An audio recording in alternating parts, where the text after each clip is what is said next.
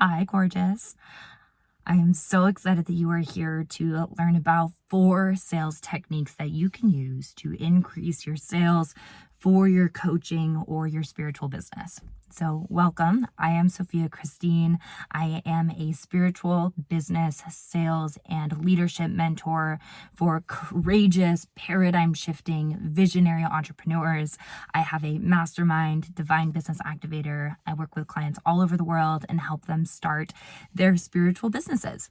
So I'm so excited to speak to you about sales today. I just got done with a one-on-one client session with one of my amazing clients, and she is currently launching a group program, and she has a week left in her launch. She already has 4 amazing people enrolled, and we're wondering how we can double that so that she can have 8 women enrolled for her group program.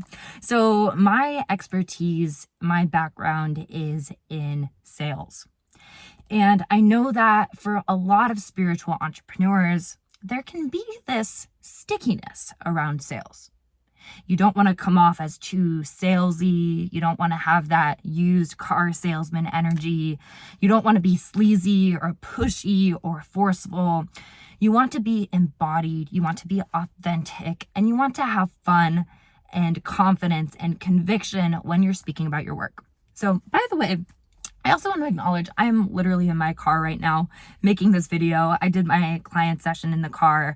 I am in Topanga, California, right outside of Los Angeles. Needed some time away from the city, and the audio and the lighting was good, and I figured, why not make a video here?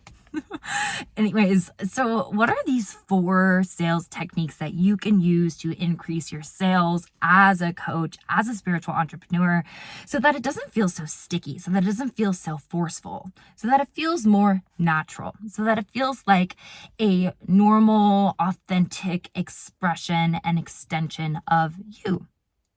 So let's get into the 4 sales techniques that you can start implementing to increase your sales and call in more aligned clients. So the first thing, I have some notes I'm looking at, is addressing objections in your content. So when people have objections to hiring you as a coach, as a healer, maybe you're even like a physical therapist or a therapist, and people have objections, right, to spending money on your services. So a very common objection is price. I don't have the money for that. That's too expensive. Not valuing your work and people having objections to spending the amount of money that you charge for your services. So you can speak to the objections in your social media content. And this is one of the best ways to call in more aligned clients into your business to increase your sales, increase your income, and increase your impact. Because ultimately, objections always go back to fear.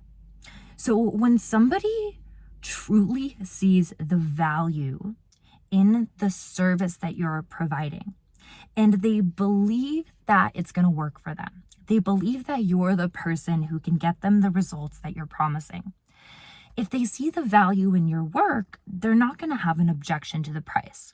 But a lot of times what people are really meaning when they say, I don't have the money for that. Look, we have a nice photo bomber over here. Whoop, whoop. Hello, hello. When people say they don't have the money for that, what they really mean is, I don't believe in the work that you're offering.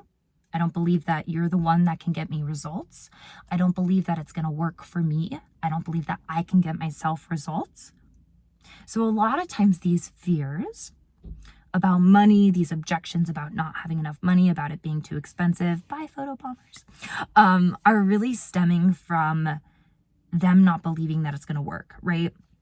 And for you to be able to speak to this in your content, like addressing, hey, I know you might be afraid that this might not work for you.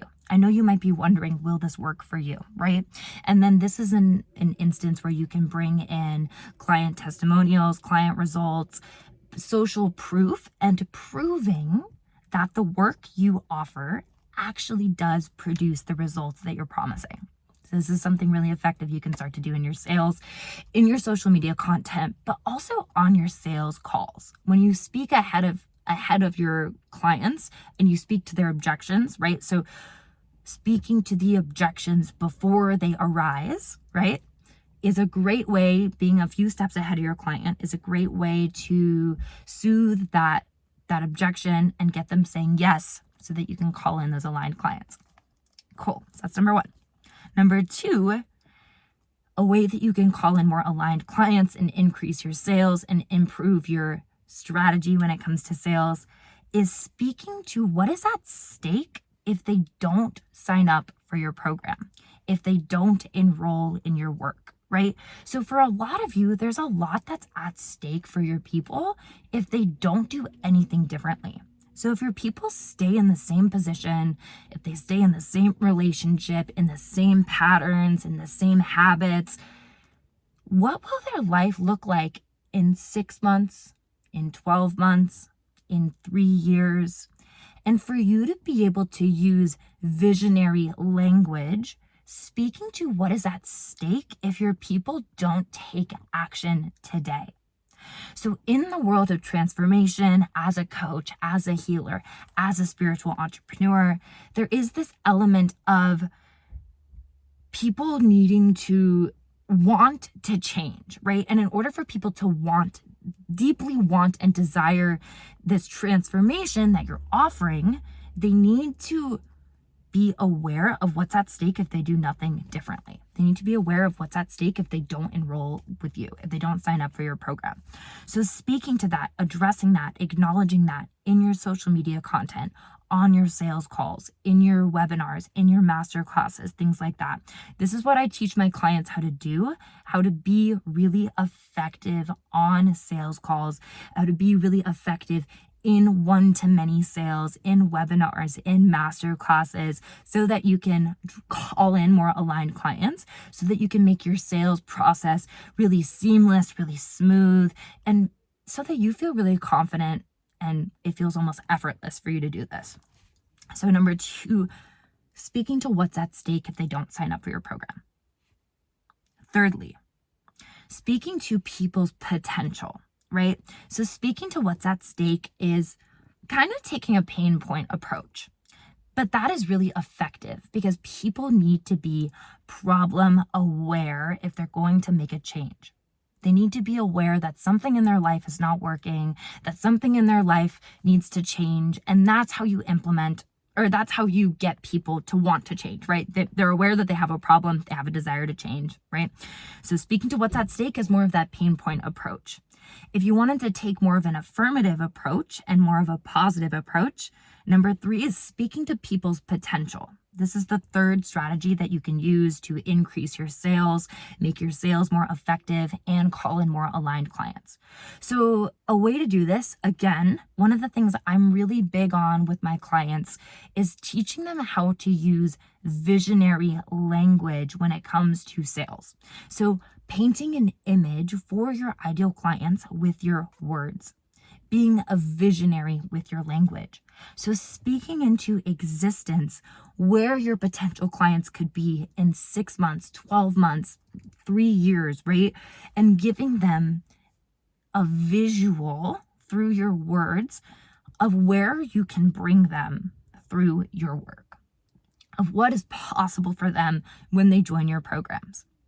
So for my clients, for example, an element of visionary language is you're going to learn how to feel so confident with sales and so clear in your offers that you're going to know exactly how to sign clients. You're going to know exactly what to say on sales calls, exactly how to show up on your social media so that you can call these people in.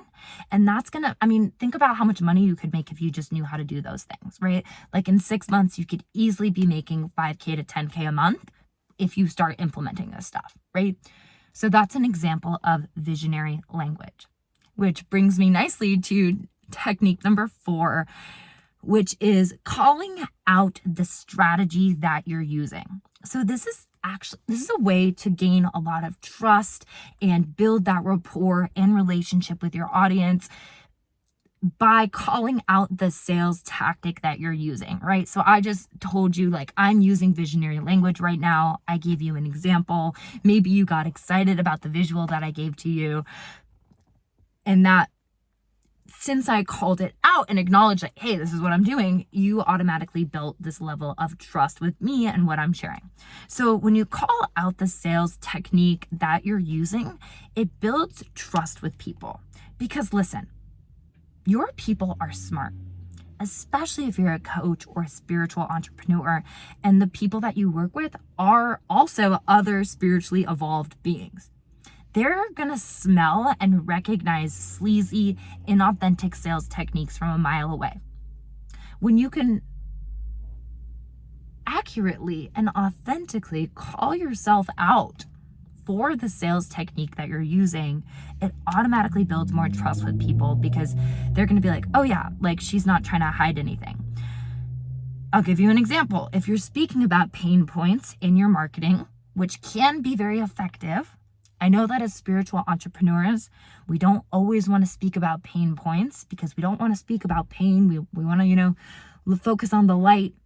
But pain points and addressing pain points are a big part of sales. And it's a big reason why people buy things, why people spend money on transformational services, is because they're experiencing some level of challenge or struggle and they desire their reality to be different. So with pain point marketing, for example, one way to make that more effective for you is to actually call yourself out when you're doing it.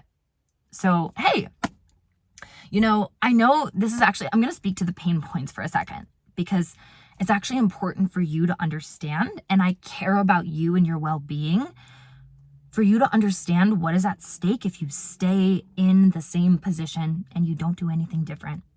If you stay exactly as you are, you keep all the same routines, you keep all the same belief patterns, you keep all the same habits, you keep all the same behaviors. It's important for you to understand where your life is going to be in 6 months to a year if you don't do anything differently. So I acknowledge that I am calling out your pain points right now, right? I acknowledge the pain points of, not feeling fully satisfied in your relationships. I acknowledge the pain points of not feeling fully satisfied with your income and that you're not reaching your full potential, right? I acknowledge that. I'm calling the pain points out. And I know that sometimes pain points can be seen as like a sleazy marketing tactic, but we also need to acknowledge the reality of what happens when you do nothing differently. So you see how I actually called out and acknowledged that, hey, I'm speaking to your pain points right now. And I fully acknowledge that. Or another thing that I'll do on my webinars and on my master classes is I'll acknowledge when I'm selling, right? I'll straight up be like, look, I'm going to provide you with a ton of value on this call today. And since I'm a business owner and since I also teach sales, I also ask your permission to speak about my offers and speak about my work, right? And I'll let you know when I'm going to do that. And if you don't want to stick around, that's fine. But I think it's actually helpful for you to stick around and see how people sell, see how I sell, so that you can learn what you like and what you don't like and apply that to your sales process as well. So 4 techniques that you can use to increase your sales and call in more aligned clients in 2024. Number 1, addressing your sales objections in your content and even ahead of time on your sales calls and on your group presentations. Number 2, speaking about what is at stake if your potential clients don't sign up for your program, if they don't join your service, if they don't do something differently now. Number 3, speaking to people's potential, using visionary language to paint an image, a visual for people in their mind so they understand what is possible for them through working with you. Number 4, calling out the sales tactics and techniques that you're using as you're using them to build that trust with people, to let people know that you're just communicating exactly what you're doing in the moment, that you care about their well-being, that you're not trying to hide something from them. So I hope that you found value in these 4 sales techniques that you can use to grow your spiritual business. Thanks for hanging out with me in my car as we got people walking around and driving around and all that stuff. If you liked this video, please send it to a friend that you know who is a spiritual entrepreneur, who's looking to feel more confident with sales, who's looking to grow their business. If you're interested in building out and developing your sales process in your spiritual business, this is one of the things that I help my clients with, helping you learn how to do sales with more confidence, more effectively, more efficiently, so that you can increase your closing rate, so that you can minimize objections, so that you can get more people saying yes and get more income and impact into your life. So reach out to me if you're interested in learning more about how we can work together. I work with people one-on-one, and then I also have a mastermind and other trainings that I can send to you as well. So yay, thank you so much for being here. I hope you found value in this video, and I'll see you on the next one. Bye.